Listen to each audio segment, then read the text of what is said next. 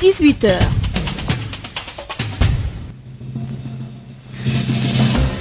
Mesdames, Messieurs, bonsoir et merci d'être à l'écoute de Sen Radio. À la une de ce journal, le Sénégal vers une explosion des cas de contamination du coronavirus. Le variant britannique officiellement annoncé dans le pays est plus contagieux que le virus SARS-CoV-2 originel. Le port du masque doit plus que jamais être de rigueur, prévient le professeur Bamba Kane, agrégé en physiologie à l'UCAD. Avec 304 nouvelles contaminations ces dernières 24 heures, les lendemains sont incertains avec ce virus qui a encore tué 13 personnes en nos jours. Le personnel de santé pendant ce temps pour la survie de 53 patients dans un état grave. L'autre fait qui inquiète dans l'actualité, c'est aussi cet accident survenu ce jeudi matin sur la nationale à hauteur de Daga-Diakhaté. C'est à Kaolack, accident qui a fait 8 morts, 17 blessés, dont 9 dans un état grave. Des commerçants du marché des HLM très remontés contre le maire de la localité vont l'assigner en justice. Ils l'accusent d'avoir arbitrairement démoli 280 cantines.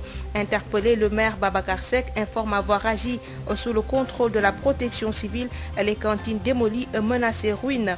À Tripoli, dans le nord du Liban, le confinement et la pauvreté attisent la colère. Ce jeudi, un homme de 29 ans est mort après les violents heurts d'hier entre forces de l'ordre et manifestants excédés par les restrictions sanitaires. Le sport et l'économie complètent cette édition mise en onde par Alassane Ouad.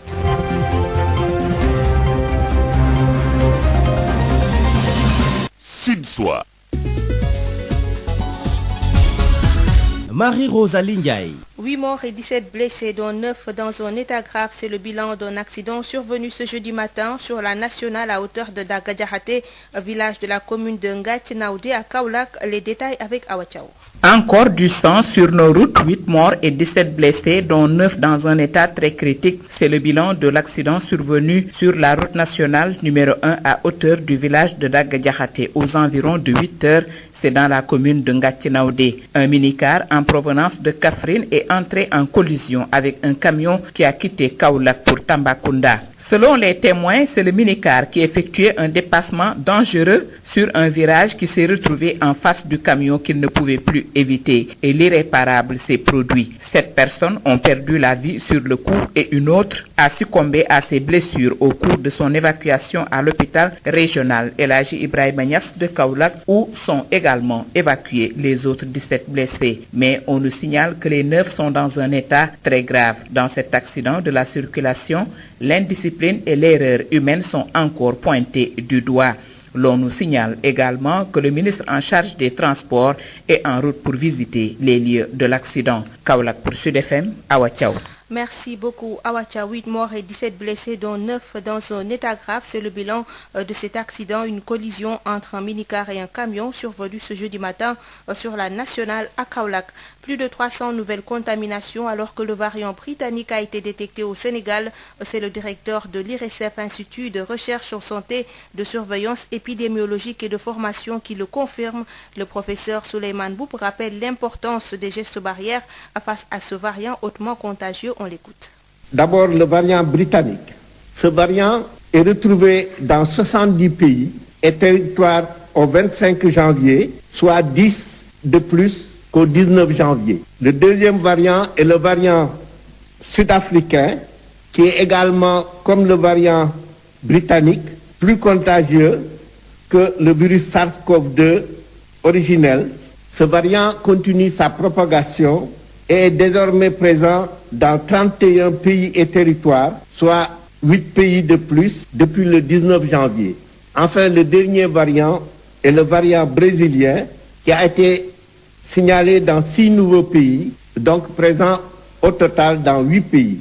C'est ainsi que l'IRSF, en collaboration avec ses partenaires de l'unité MRC Gambie de la London School à Banjul, ont procédé au séquençage d'échantillons de la deuxième vague du Sénégal par Whole Genome Sequencing et ont réalisé le génotypage avec la méthode de NGS, Next Generation Sequencing. La première série n'avait pas permis de trouver ces variants, ce que nous avions communiqué il y a 2 semaines. Par la présente, nous vous informons avoir confirmé la présence d'un variant britannique, SARS-CoV-2, dans les échantillons de la deuxième série. Du fait que ces variants se transmettent plus rapidement, ce qui pourrait expliquer la vitesse de propagation de la maladie dans certains pays, il est impératif d'appliquer scrupuleusement les mesures de prévention individuelle et collective. À l'instant, le professeur Souleymane Mboup, directeur de l'IRSF, Institut de recherche en santé, de surveillance épidémiologique et de formation, qui confirme la détection au Sénégal du variant britannique. Que sait-on justement de ce variant britannique? Selon les scientifiques, la souche est plus contagieuse. Quelques précisions avec Babacar Samb. Découverte au Royaume-Uni et signalée à l'Organisation mondiale de la santé mi-décembre, la nouvelle variante britannique VOC 2021 serait plus contagieuse, la transmission plus importante, donc elle pourrait jouer un rôle dans la propagation exceptionnelle du virus dans le monde. Le nouveau virus est désormais présent dans environ 70 pays. Ce variant comprend plusieurs mutations, pas moins de 24 changements par rapport au virus initial. À l'heure actuelle, selon certaines études, le variant britannique ne semble pas donner plus de formes graves ou de complications mortelles que le coronavirus classique. Cependant, plus il y a de cas, plus la pression hospitalière est forte et plus la mortalité peut s'élever. Il faut relever par exemple que pour les hommes âgés d'une soixantaine d'années, le risque de mortalité atteint 13 à 14 sur 1000 avec le nouveau variant, contre 10 sur 1000 avec la précédente forme de virus en Angleterre, même si l'Organisation mondiale de la santé n'a pas confirmé des données sur le plan mondial. En France, les autorités redoutent qu'il soit prédominant sur le territoire. Pour l'heure, les signes cliniques observés chez les personnes positives au variant anglais sont exactement les mêmes que lors d'une infection par souche initiale. Fièvre, toux, perte du goût et de l'odorat, difficultés respiratoires, entre autres. Les premières observations montraient que le virus se propage plus rapidement chez les moins de 20 ans, en particulier chez les enfants. Alors, peuvent-ils remettre en cause l'efficacité des vaccins? La réponse n'est pas encore assurée, mais selon le conseil scientifique du Covid en France, les vaccins comme Pfizer et Moderna semblent être actifs de façon comparable contre le variant anglais. Babacar Samb, avec l'apparition du variant britannique, des lendemains difficiles attendent le Sénégal avec une forte multiplication des cas de contamination. Selon le professeur Bamba Kane, agrégé en physiologie, l'heure doit être au respect strict des mesures barrières avec insistance sur le port obligatoire du masque pour freiner la transmission de ce variant plus contagieux. Le professeur Bamba Kane sera notre invité. Mais retenez que ce virus a causé 13 décès en 24 heures et 304 nouvelles contaminations, dont 200 issus de la transmission communautaire, 30 cas à Kaolack. Les autorités sanitaires annoncent 53 cas graves et plus de 3700 sous traitement. Voici le point du jour avec le docteur Ousmane Gueye, le directeur du SNEPS. Sur 2262 tests réalisés, 304 sont revenus positifs, soit un taux de positivité de 13,44%. Les cas positifs sont répartis comme suit. 104 cas contacts suivis par nos services, aucun cas importé enregistrés dans les différentes portes d'entrée du pays. 200 cas issus de la transmission communautaire répartis comme suit. 30 à Kaolack, 12 à Saint-Louis, 9 à Guédiawaye et Touba, 6 à Tivaouane, 5 à Dakar Plateau, Mariste, Ouakam et Thiès, 4 à Diourbel, Fatick, Mbour et Vélingara, 3 à Diofior, Fann Résidence, Kaffrine, Keur Mbaye Fall, Linguère, Sacré-Cœur 3 et Yoff, 2 aux Almadies, Bambey, Koki, Dara, Fass Mbao, Guinguinéo, Kébémer, Kédougou, Khombol, Liberté 6, Matam, Médina, Ngor, Niakhar, Ouest Foire, Parcelles Assainies, Popenguine, Sébikotane et Thiaroye. 1 à Amitié 1, Amitié 2, Bargny, Bop, Cité Comico, Cité Keur Damel, Cité Keur Gorgui, Diamaguène, Foundiougne, Hann Montagne, HLM Fass, HLM Grand Médine, Keur Massar, Kolda, Koungheul, Liberté 1, Liberté 5, Maka Koulibantang, Malicounda, Mermoz, Ndofane, Ngaparou, Ngekho, Niary Tally, Ouagou-Niayes, Pikine, Point E, Rufisque, Sangalkam, Sacré-Cœur 1, Scat Urbam, Saraya, Sokone, Thilogne, Tivaouane Peulh, Yara, Yène, Yeumbeul et Zac Mbao. 270 patients hospitalisés ont été contrôlés négatifs et déclarés guéris. 53 cas graves sont pris en charge dans les services de réanimation. 13 décès ont été enregistrés ce mercredi 27 janvier 2021. L'état de santé des autres patients hospitalisés est stable. À ce jour, 25 711 cas ont été déclarés positifs, dont 21 395 guéris, 614 décès et 3 701 sous traitement. Sud FM. Les commerçants du marché des HLM accusent le maire et certaines autorités de démolir arbitrairement plus de 280 cantines. Pour eux, le maire n'a pas respecté le cahier de charge. Ils l'ont fait savoir lors du point de presse tenu ce jeudi. Ils comptent assigner le maire en justice. Yaya Kane, secrétaire général de la commission de réhabilitation des cantines du marché des HLM avec Ismaïla Marcel Koli. Il y a 280 cantines qui ont été démolies par le maire en complicité avec certaines autorités administratives. Donc le jour de la démolition, le déploiement des forces de l'ordre était énorme, donc il a démoli 280 cantines. D'une manière générale, tu sais, nous avons une convention, un cahier de charges, donc qui avait défini comment travailler, donc dont nous avons réceptionné 2 bâtiments. Il a démoli pour affaire de business, il a démoli seulement pour construire en hauteur et mettre de l'argent dans sa poche. C'est seulement conseil. On a fait plus de 1000 réunions avec lui et le préfet, le sous-préfet. Sur les cantines étaient vêtues, c'est pour ça qu'on a pris une convention et cahier de charges pour réhabiliter les cantines. On a déjà réhabilité 2 blocs, un bloc de 91 cantines et l'autre bloc de 98 cantines. Même sur le deuxième bloc, il avait violé l'article 2 et 3 du cahier de charges. On l'a assigné et le tribunal nous a donné gain de cause. Et il a cassé, il a repris normal. En venant sur le troisième, il a arrêté les travaux, lui et le promoteur. Il a arrêté les travaux. Donc c'est ça qu'il voulait. Il voulait un business seulement, avec l'appui de certaines autorités administratives. Papsec voulait seulement construire le marché en hauteur, vendre les cantines, lui et son promoteur, et mettre l'argent dans leur poche. Papsec est un grand businessman, c'est un maire businessman. Demain même, on va le signer en justice. C'était donc Yaya Kane, secrétaire général de la commission de réhabilitation des cantines du marché des HLM, où des commerçants accusent le maire d'avoir démoli arbitrairement 280 cantines. Le maire des HLM, Babacar Seck, pour sa part, soutient que c'est parce que ces cantines menacent ruine que la protection civile a demandé que le marché soit démoli. Sur plus de 400 cantines, seules 70 cantines étaient occupées. Ces occupants ne payaient pas de taxes depuis 3 ans. C'est pour veiller au bien-être de ses administrés que cette décision a été prise.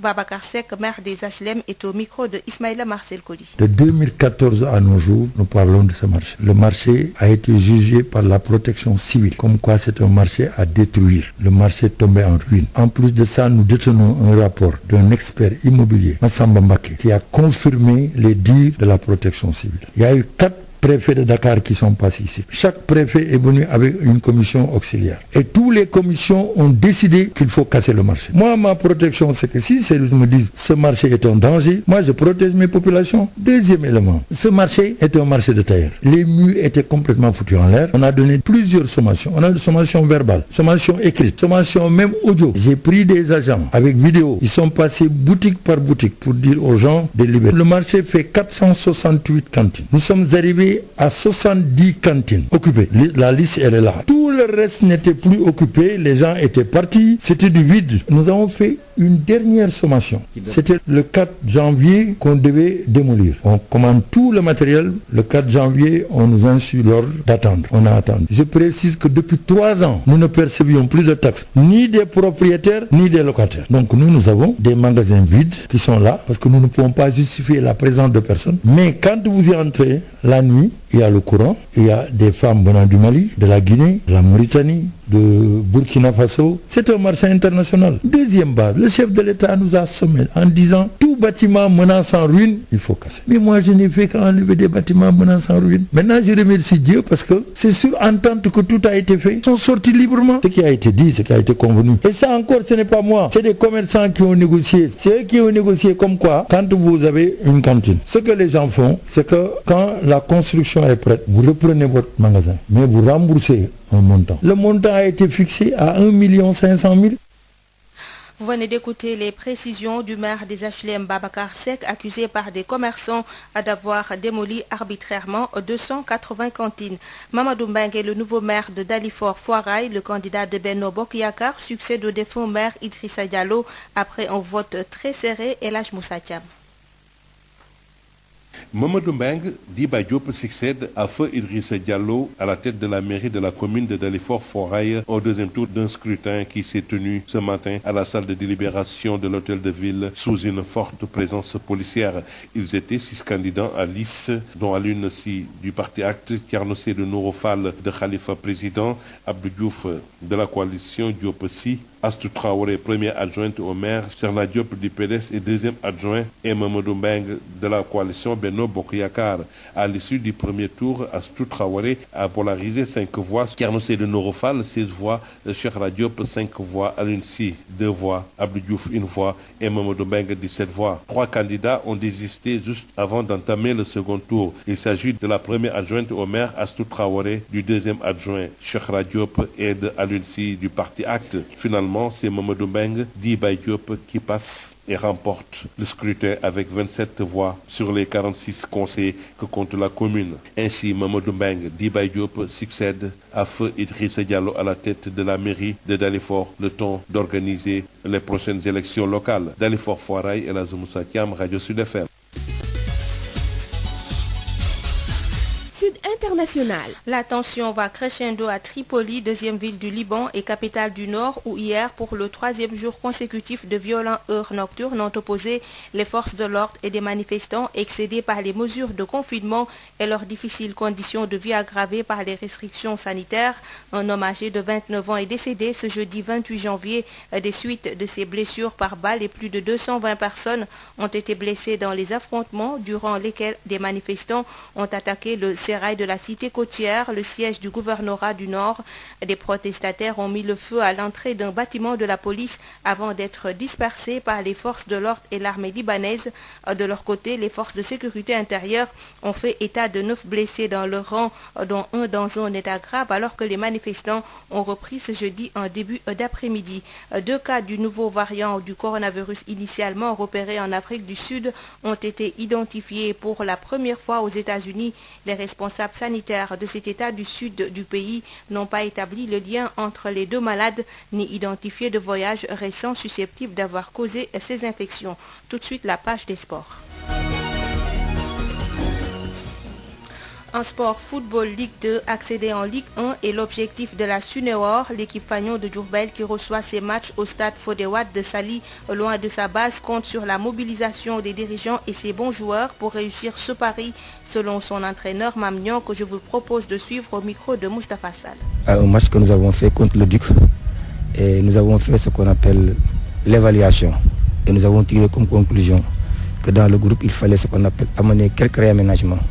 Et nous avons amené ces réaménagements et ça a porté ses fruits. Ça a été très efficace. Nous avons marqué un but et nous avons raté un penalty. À chaque fois, pour une équipe de football, il y aura ce qu'on appelle des retouches à faire. Et ça ne sera jamais parfait. D'autant plus que nous avons un championnat extrêmement difficile où tous les matchs sont des finales. Vous savez que quand vous avez une équipe aussi, la Ligue 2, ça demande ce qu'on appelle beaucoup de rigueur, beaucoup d'engagement et beaucoup d'agressivité. Et nous avons fait aussi, comme je l'ai dit tout à l'heure, l'évaluation. On a senti que notre équipe vaut un but par match et si nous parvenons ce qu'on appelle à bien défendre, et on peut parvenir à chaque fois à faire un bon résultat. Notre objectif, c'est de ramener l'équipe en Ligue 1. C'est notre objectif. Même on sait que si ça ne se décrète pas, nous sommes en train d'y travailler avec ce qu'on appelle le bureau de la Sonacos pour vraiment, ce qu'on appelle aujourd'hui, réussir la mission qui nous incombe aujourd'hui nous tous. Et nous savons qu'aujourd'hui, ça ne sera pas facile. Pour 14 équipes, il faut 2. Mais nous allons mettre ce qu'on appelle tous les moyens et toutes les chances de notre côté pour réussir la mission. À l'instant, Mamnion, entraîneur de l'équipe fanion de Diourbel qui reçoit ses matchs au stade Fodé Wade de Saly, loin de sa base. L'équipe compte sur la mobilisation des dirigeants et ses bons joueurs pour réussir le pari.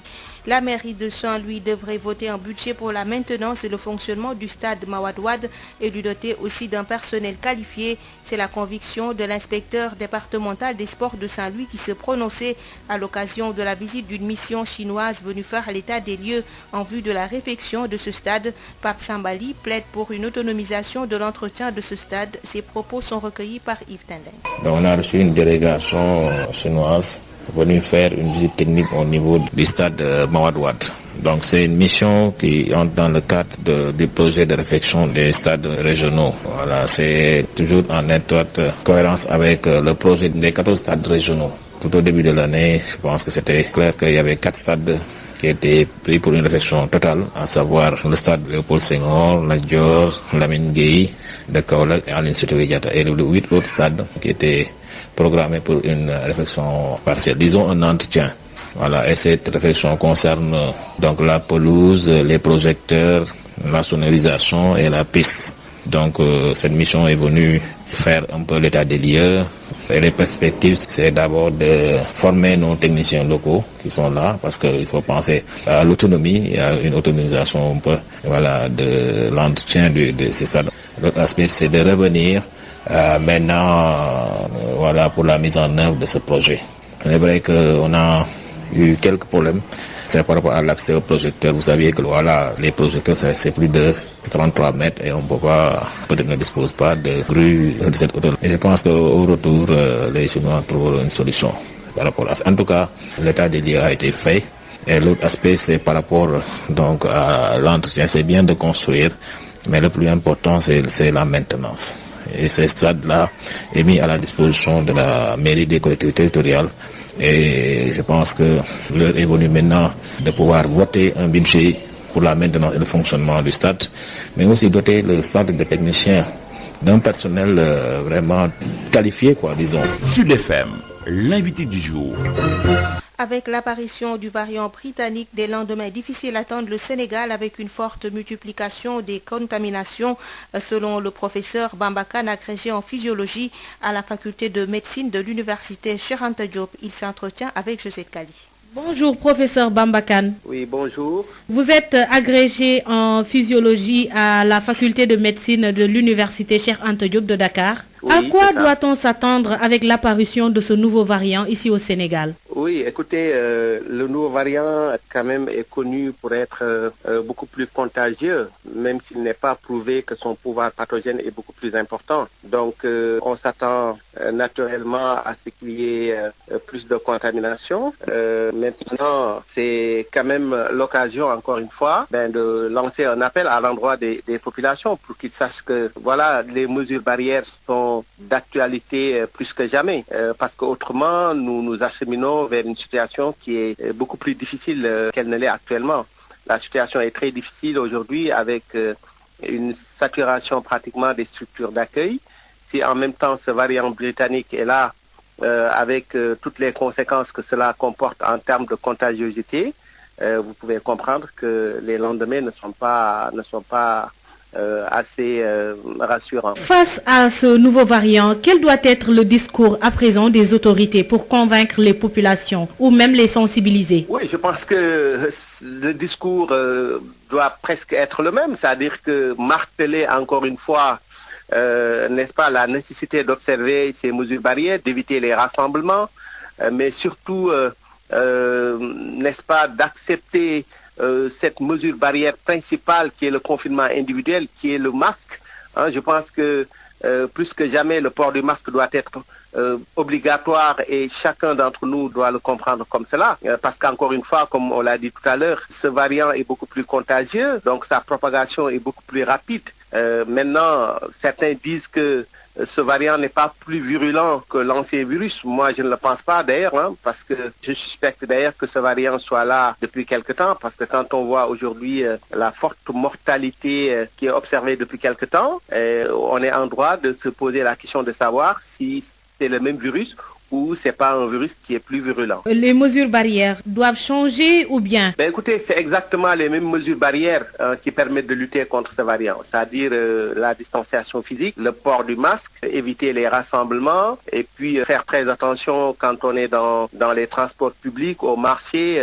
Porter son masque, c'est exactement le même mode de transmission. À partir du moment où c'est le même mode de transmission, Donc c'est également les mêmes moyens de prévention. Et ces moyens de prévention restent et demeurent en fait le respect des mesures barrières. En Europe, on parle même de 2 mètres de distance. Est-ce que c'est possible de le faire ici au Sénégal? Écoutez, c'est très difficile de faire 2 mètres de distance. Bon, même en Europe, on parle maintenant de systématiser le port des masques FFP2 qui coûtent beaucoup plus cher. Mais moi, je reste convaincu que même les masques en tissu permettent plus ou moins de juguler en fait, disons, la transmission par ce virus. Voilà, le masque en tant que tel évite la projection des postillons et c'est cette projection de postillons qui est responsable des contaminations. À partir du moment où chacun d'entre nous accepte de porter le masque, bien entendu, on va, si vous voulez, rompre la chaîne de transmission du virus. Maintenant, ceux qui ont les moyens d'utiliser des masques beaucoup plus importants en termes de protection comme les FFP2, mais peuvent l'utiliser, mais je ne pense pas qu'il soit nécessaire de paniquer au point de changer littéralement, si vous voulez, les moyens de prévention dont on disposait jusque-là. Des moyens en tête desquels, encore une fois,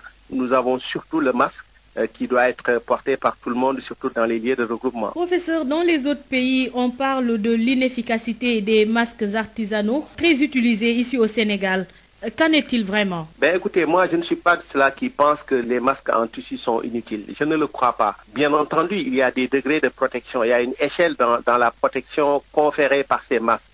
Bon, pour les masques chirurgicaux, bon, on parle d'une protection de l'ordre de 92 à 95%. Pour les masques en tissu, on parle d'une protection qui tourne autour de 70%. Mais moi, je reste convaincu que ces masques sont importants, eu égard, n'est-ce pas, au pouvoir d'achat de nos populations. Il ne faut pas qu'on change de paradigme et qu'on s'achemine dans des voies sans issue. C'est-à-dire, si on veut imposer aux populations des masques dont ils n'ont pas forcément les moyens, vous voyez ce que ça peut faire. Et encore une fois, ce qui était connu jusque-là, c'est que le masque, comme je l'ai dit tout à l'heure, évite la projection de postillons. Parce que même si vous êtes avec quelqu'un, s'il était possible, par exemple, d'être dans un groupe où personne ne parle, par exemple, mais ce serait même un moyen de rompre la chaîne de transmission. Donc le fait de mettre son masque évite justement cette projection de postillons qui peut infecter son entourage immédiat. C'est la raison pour laquelle je ne suis pas pour la systématisation non seulement des masques conventionnels, entre guillemets.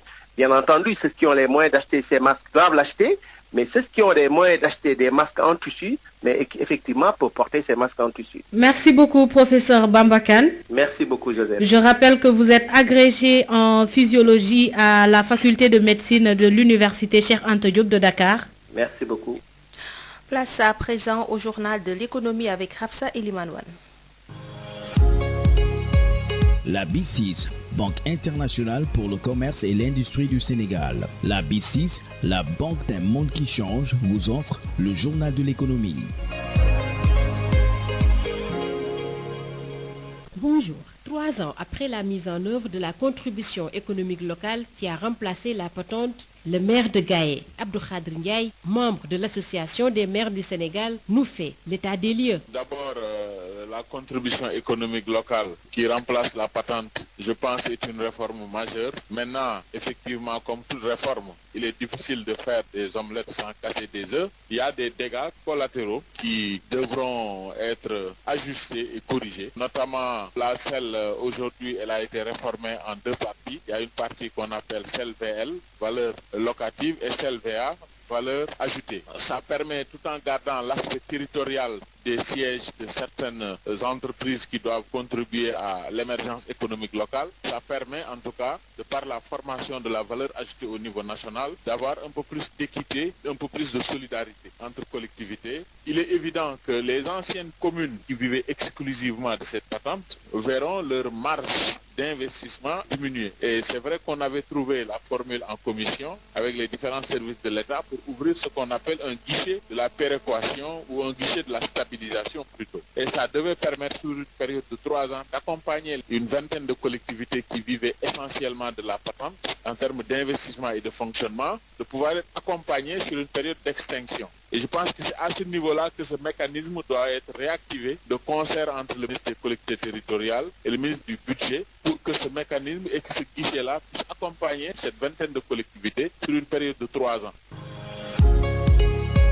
je finis par les aspects positifs, c'est-à-dire avec l'acte 3 de la décentralisation, en dehors de la communalisation intégrale, de l'élection du département en ordre de collectivité et de la communalisation intégrale. La majorité des 557 collectivités communes du Sénégal, c'est des communes qui n'ont pas les mêmes caractéristiques d'urbanité et de sphère marchande que les communes dites urbaines ou les communes des capitales régionales ou de la capitale au niveau de Dakar. Donc ce qui fait que la configuration architecturale et juridique du code même ne leur confère pas un certain nombre de ressources, de fait de par le design juridique du code. Donc ce qui fait que la patente aujourd'hui a permis à chaque commune, au moins, suivant le guichet du minimum et le guichet attribue aussi les critères un peu du FEC, permet à chaque commune au moins d'avoir une allocation de base de 12 millions qui est pondérée, et souvent le minimum c'est que chaque commune a au moins 16 millions. Ça permet de réhabiliter en termes de capacitation, de gestion des ressources humaines, de mobilité, l'ensemble pratiquement des 400 et quelques anciennes communautés rurales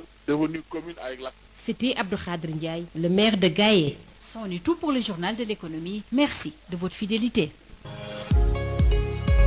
La B6, Banque internationale pour le commerce et l'industrie du Sénégal. La B6, la banque d'un monde qui change, vous a offert le journal de l'économie.